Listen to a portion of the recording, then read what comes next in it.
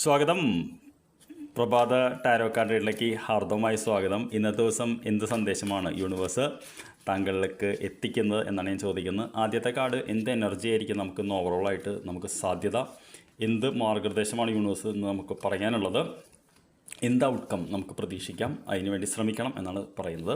ആദ്യത്തെ കാർഡ് എന്ത് ഊർജ്ജമാണ് നമ്മളിലേക്ക് വരുന്നത് എന്ന് ഞാൻ ചോദിച്ചാൽ നമുക്ക് ടെമ്പറൻസ് എന്ന് പറയുന്ന കാർഡാണ്.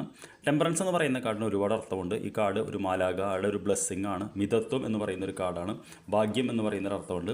അപ്പോൾ തീർച്ചയായും ഇന്നത്തെ ഒരു എനർജി എന്ന് പറയുന്ന ഒരു ഡിവൈൻ ഒരു എനർജിയാണ് കേട്ടോ. അപ്പോൾ അൾട്ടിമേറ്റ്ലി കുറച്ച് സന്തോഷവും ഇതൊക്കെ നമുക്ക് തോന്നാൻ സാധ്യതയുണ്ട്. അതേസമയം ഒരു മിതത്വത്തിൻ്റെ കാർഡ് കൂടിയാണ്. അതായത് ജീവിതം ബാലൻസ് ചെയ്യണ ഒരു ബാലൻസ്ഡ് ഡേ ആണ് ഇന്ന് നമുക്ക് വരുന്നത്.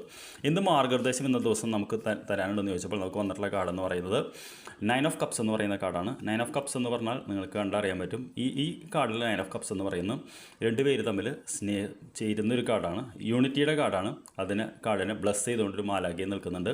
അപ്പോൾ തീർച്ചയായിട്ടും നമുക്ക് ഇന്നത്തെ ഒരു മാർഗനിർദ്ദേശം എന്ന് പറയുന്നത് ഒരു യൂണിറ്റി എന്ന് പറയുന്ന കാർഡാണ്. യൂണിറ്റി എന്ന് പറയുമ്പോൾ നമ്മൾ പിണങ്ങി നിൽക്കുന്ന ആൾക്കാരൊക്കെ ആണെങ്കിൽ തീർച്ചയായിട്ടും നമുക്ക് എന്തെങ്കിലും രീതിയിലൊരു പോസിറ്റീവായിട്ടുള്ളതിന് നമ്മുടെ ഭാഗത്ത് ശ്രമിക്കുക. പാർട്ട്ണർഷിപ്പ് ഇതാണെങ്കിൽ എന്തെങ്കിലുമൊക്കെ തടസ്സങ്ങൾ മാറുകയാണെങ്കിൽ നമ്മുടെ ഭാഗത്ത് ഒരു എഫേർട്ട് ഇന്ന് ചെയ്താൽ നന്നായിരിക്കും എന്നാണ് ഈ കാർഡ് പറയുന്നത്. എന്ത് നമുക്കിന്ന് പ്രതീക്ഷിക്കാം എന്ന് ചോദിച്ചപ്പോൾ നമുക്ക് ഡെത്ത് എന്ന് പറയുന്ന കാർഡാണ് എന്നുള്ളത്. ഡെത്ത് എന്ന് പറഞ്ഞു കഴിഞ്ഞാൽ സാധാരണ മരണമല്ല ഉദ്ദേശിക്കുന്നത്, പരിവർത്തനം എന്ന് പറയുന്ന ഒരു കാർഡാണ്. പരിവർത്തനം എന്ന് പറയുമ്പോൾ നമ്മൾ വലിയ രീതിയിൽ മാറി പുതിയൊരാളാവുന്ന ഇതിലേക്കാണ് പോകുന്നത്. അപ്പോൾ ഇപ്പോഴത്തെ ഒരു ഇത് മാറി അടുത്തേക്ക് സ്റ്റേജിലേക്കാണ് പോകാൻ പറയുന്നത്. ഈ പരിവർത്തനത്തിൻ്റെ കാർഡ് എന്ന് പറയുമ്പോൾ എപ്പോഴും ഞാൻ പറയാറുള്ള ഉദാഹരണം എന്ന് പറയുന്നത് പൂമ്പാറ്റയുടെ ജീവിതചക്രം തന്നെയാണ്.